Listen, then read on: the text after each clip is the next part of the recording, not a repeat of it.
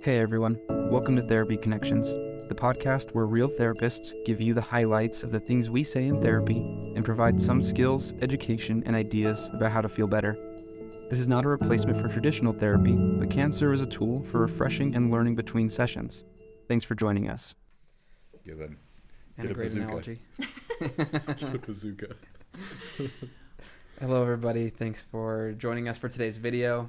We're going to talk a little bit today about anger as an umbrella emotion, or anger as like a catch-all for whatever we're feeling.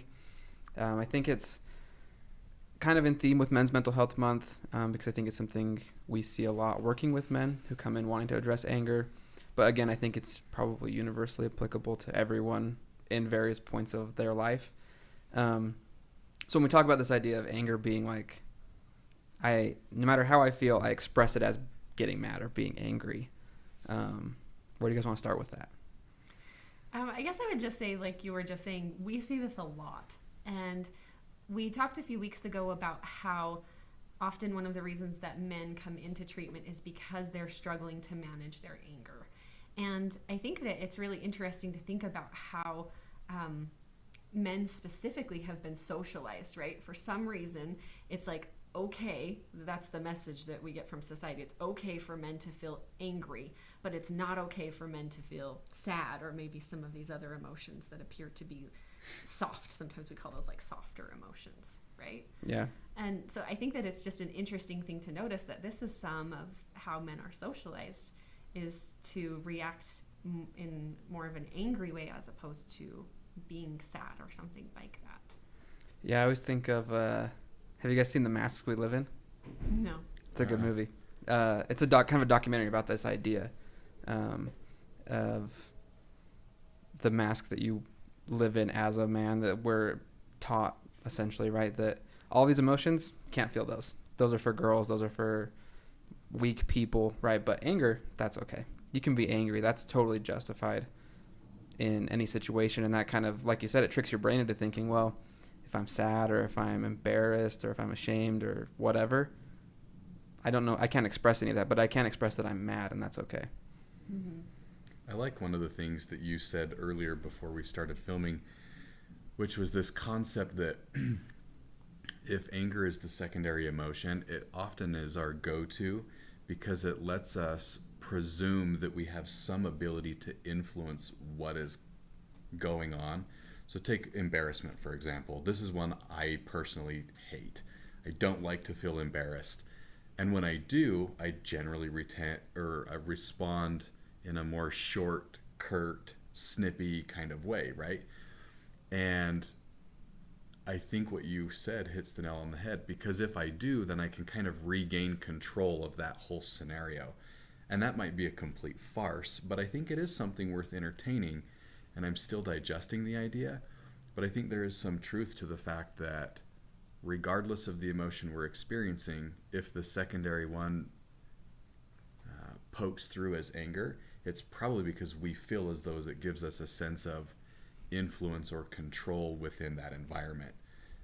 And that's interesting because I feel like I would agree with that on a personal level. Mm-hmm. I don't know that. Sometimes I think anger gets a bad rap, right? Because people think that anger is just straight up problematic and that's it. But anger isn't really necessarily problematic. The way we respond or deal with anger can be a problem.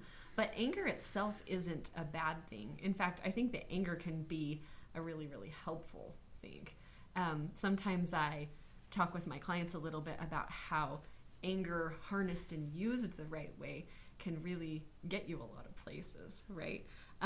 So one of the things that I have watched and like to listen to is Michael Jordan's Hall of Fame speech. Have you guys heard that? No. I'm sure I have. It hasn't been anything recent, though. I was probably like 4. You didn't watch the Last Dance documentary? Come on, man. I did watch that. Well, a lot of people thought that Michael Jordan was being a jerk in this Hall of Fame speech, because usually people get up and kind of just say all of these like really nice complimentary things to everyone who's supported them through the years. But I mean, Michael Jordan got up there and kind of gave a little bit of almost like an FU to everybody, right? He sort of said like, thanks for not putting me on the cover of the magazine because it made me work harder and I made you regret it, right? Mm-hmm. Those kinds of things. So people thought he was being a jerk, but the thing is, I don't think a lot of people understood that this is what drove Michael Jordan. This is what gave him the energy to be able to accomplish some of the things that he did. He knew how to take anger and use it in a way that was productive. Now, we're not going to go into a lot of other situations because there are other situations where maybe Michael Jordan didn't use those things so productively. But in some ways, he really did know how to do that and how to harness some of that anger. So anger itself is not a problem, but the way we use anger can become problematic. Yeah, I always tell my clients, if you feel angry, like your body's trying to tell you something, right? There's something wrong. There's something upsetting you, and that's not a bad thing, right? That's what we have emotions for, those kind of things. But then if you get up and punch a hole in the wall, now we have maybe there's a problem, right? Because the behavior isn't necessarily appropriate or helpful, or it might feel like a little bit cathartic maybe, but in the long term, it's not really effective. But that feeling of that and kind of acknowledging that is not a problem. Like, we don't want to feel no anger because then something's wrong. Our body's not telling us something it's supposed to be. Right. So what would you say are some things that you see from your clients as far as they're coming in saying, hey, look, what I'm really experiencing is anger. What are you seeing as under that? What's sometimes some of the underlying emotional things going on that you guys see? Are we wanting answers that are like among all of our clients? Yeah. I find a lot anxiety in social situations. This is something that's been a little bit eye-opening to me over the last few years. If you are anxious about giving a school presentation, like I think of this whole COVID thing, and I remember one particular individual I was working with, it was worse to have the camera turned off than it was to join a class on Zoom with it on, even though they were hyper-focused on how they looked on camera. When you get to that level of intensity, you're going to respond in very short, what appears to be angry language, body language, because you're very rigid. I would say anxiety, oftentimes in a social context, is something I see when people come in and say that they're always angry and mad and don't know what to do about it. Anxiety sometimes presents like anger. Very similarly, yeah. I think of like another big one I see is just like kind of a general insecurity, like not feeling like you're the partner you need to be or the parent you need to be, or you're not doing great at work, like as good as you hope you were doing at work, or things like that. Like this feeling of insecurity, not sure of yourself, you're not living up to your potential, those kind of things. And I think it makes people become very defensive, and defensiveness often looks like anger, and it is kind of rooted in anger, I think. Mm-hmm. Another one that I would say I see a lot is depression. I think that often people think of depression and just think that means you're just sitting around feeling so sad. But actually irritability is one of the symptoms of depression. And so often when people are experiencing a lot of anger, they may be actually experiencing quite a bit of depression. There may be some other things going on underneath there that we think looks like anger, but it actually is depression or sadness or something along those lines. Yeah, how often, and I suspect most of us will catch this reference, but if you think of people that have accused others of having RBF, right? This idea of just not... I think you've accused me of that. Have I? I would never. I've had many people accuse me. Have you? Yes. But if you are feeling depressed or you're feeling anxious or there's concerns about performance, parenting, whatever, sometimes you get so stuck in your own head that you're not aware that you're putting off this vibe of don't talk to me, which is not necessarily the case. You're just stuck up in here, and maybe somebody talking to you would help you get back out of there. Mm-hmm.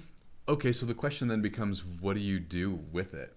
When you have folks that come in that are saying, hey, I'm noticing I'm flipping out more often at my kids, or my spouse is always telling me that like I'm not paying attention when they're talking to me. What do you do? Well, I think this is a good question, and a question we get really, really often in therapy. But I think there's sort of two answers to it, because one answer is that if anger is this umbrella, you've got to figure out what's underneath that. What's going on down at the root?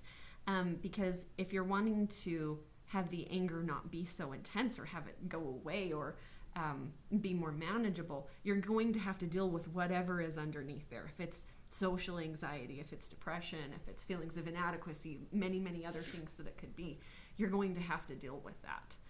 But maybe while you're figuring out some of what is the underlying issue or issues that are going on, you can use some just sort of like basic coping skills to help yourself get through it. So one of them that I like is kind of this idea of making sure that your intensity of your emotion and your intensity of your response matches the situation, right? So this is the difference between, like, you see a fly in your room and are you going to kill it with a fly swatter or are you going to take a cannon to it, right? You don't need to be killing a fly with a cannon. And so as cool as it would be.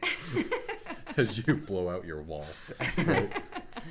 So, maybe you walk in to something, like your kids are fighting, and your immediate response is that you just feel suddenly through the roof. Your intensity of your emotion is all the way up there.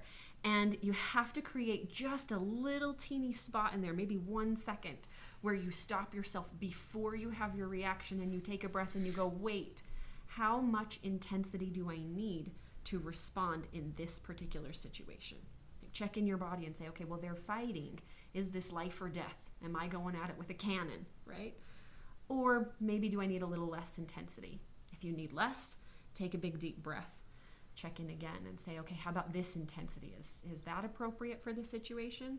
If not, take another deep breath, right? Keep doing that until you step down to the point where you're addressing the situation with the appropriate amount of energy.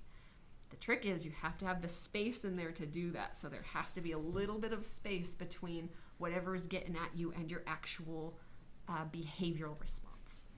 Yeah. That might be a good, as I think about this, one step to create that space that I find that I like a lot is some type of physical activity or some type of temperature change in my body, usually cold. But that's because if you're responding in anger, you're probably ramped up and you need to come down, right? It's hot. And so maybe one thing to create that space is the example we were talking about earlier is toothpaste in the carpet, right? If you got little kids running around and they like paint your new carpet with toothpaste, perhaps walking in and seeing that, creating space is like drop and do 10 push-ups, right? That's enough to make my heart beat fast. And so then I'm like, okay, calm down and then figure this out. Ice cubes are another thing that I like to create space because it kind of helps cool the body. I don't know how many of my clients have taken me up on this, but I will sometimes tell them to lay on the floor and put an ice cube on their forehead and just see how long they can sit with it before they have a brain freeze. I don't know if that's a great intervention to give you the space you need, but I think if you can get to the ice cube before responding to those cute little kids making a mess, it might be helpful. Sometimes it's like just turn and walk out, right? Yeah, some physical space. Physical space. You walk in the room, there's toothpaste on the carpet, and before you say anything, you turn around, you walk out. Maybe you take a breath, maybe you put an ice cube on your forehead, whatever you gotta do, right? But give yourself at least a couple of seconds before you have that behavioral response so that you can show up the way that you really mean to. That's a good point, because if you can, it sounds to me a lot like creating awareness of your own forms of being or dealing. Because if you can develop an awareness that, hey, I'm going to respond really intense, then you can do something about it. So create a gap of space, then create the awareness, then respond. I think that's a great skill. Yeah, I like now that it one. becomes practice it, right? And it also a little bit of patience with yourself, because it takes time to master this kind of stuff. For sure. Yeah, I think a lot of the things we talk about are lifelong processes. I hope so, because I'm not there yet. I know. I think a lot of my clients ask me how I do these things, and I'm like, I don't always. That's okay, right? I'm learning with you. That's exactly right. Well, thanks everybody for joining us for today's video, and we'll see you on the next one. Thanks. Thanks, everyone. Hey, Jaden here. Thanks for joining us today. We hope you found something useful in today's episode. If you did, and you want to keep up on the content we're going to be making, please subscribe, follow, or leave us a positive review. It helps us a lot. Again, thank you for being here, and we'll see you next time.